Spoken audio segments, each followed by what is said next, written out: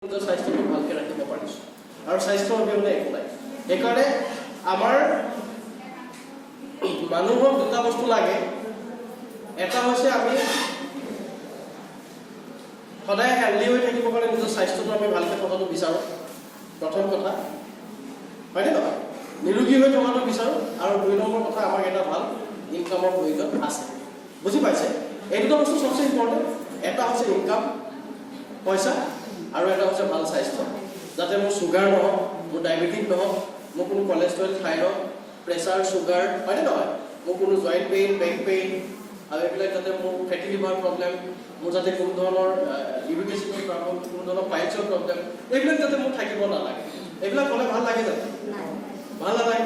Hospital যাব লাগিব, doctor visit কৰিব লাগিব হয়নে নহয়, নিজৰ কাম এৰিব যাব লাগিব, টাইম দিব লাগিব, কিমান কি প্ৰব্লেম। চ' এইখিনি হোৱাটো কোনো নিবিচাৰে।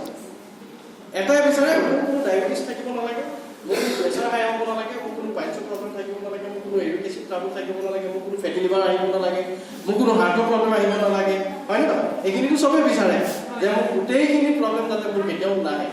আৰু একদম thanks two herbal nutrition company, মই যিমানকেইটা প্ৰব্লেমৰ নাম ক'লোঁ, এইকেইটা প্ৰব্লেম মোৰ লগত বৰ্তমান এটাও নাই।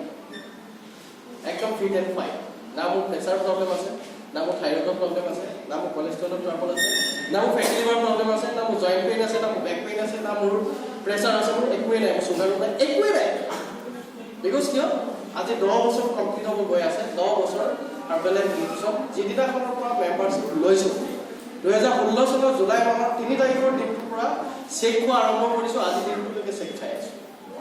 আৰু এতিয়া বৰ্তমান মোৰ লগত মই যিমানখিনি বেমাৰৰ নাম ক'লোঁ, তাৰ ভিতৰত এটা বেমাৰৰ মোৰ লগত নাই।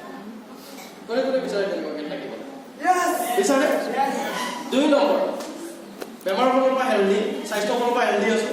ছেকেণ্ড থিং, চলিবৰ কাৰণে ভাল ইনকাম এটা লাগে, আৰু এতিয়া ভাল এটা ইনকাম আছে।